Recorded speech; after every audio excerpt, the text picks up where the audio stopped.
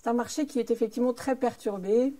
Ça se traduit par une forte baisse des transactions. On a une configuration de marché qui en un an est complètement transformée. Donc des acteurs, que ce soit des acteurs particuliers ou des acteurs institutionnels, qui doivent retrouver leurs marques, leurs horizons de placement et leur logique d'investissement.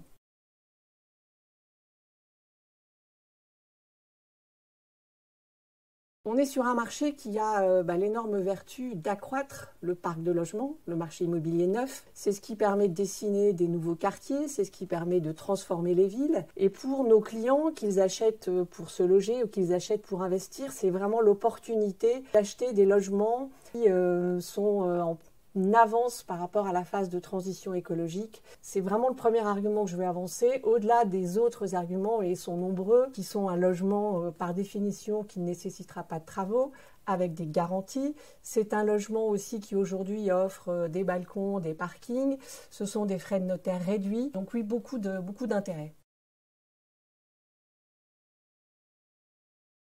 Angle Neuf offre l'avantage d'une approche comparative. Nous connaissons les villes, nous anticipons sur leurs évolutions, nous analysons très finement les prix, nous analysons à la fois le potentiel de valorisation et le potentiel locatif, et aussi la force d'Angle Neuf, ce sont ces hommes et ces femmes, des experts, et enfin nos partenaires, promoteurs immobiliers, avec lesquels nous sommes dans une relation à la fois de confiance, mais à la fois une relation qui est là pour servir les clients.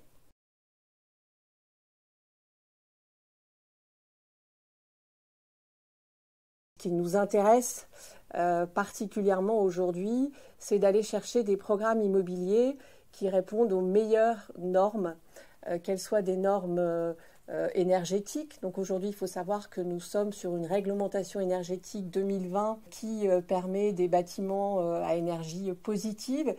La France est leader en la matière au niveau européen, mais ce sont beaucoup d'autres critères qui touchent à la biodiversité, qui touchent à la ville durable, qui touchent à la nature en ville, qui touchent aussi à la qualité de l'habitat, à la qualité de l'air respiré dans l'appartement, qui intègrent aussi les notions de réchauffement climatique au sens utilisation de l'appartement dans les périodes de forte chaleur. C'est la configuration. Voilà, c'est ce qui nous motive, c'est d'aller chercher ces critères de qualité de l'habitat et de performance énergétique et donc de décarbonation.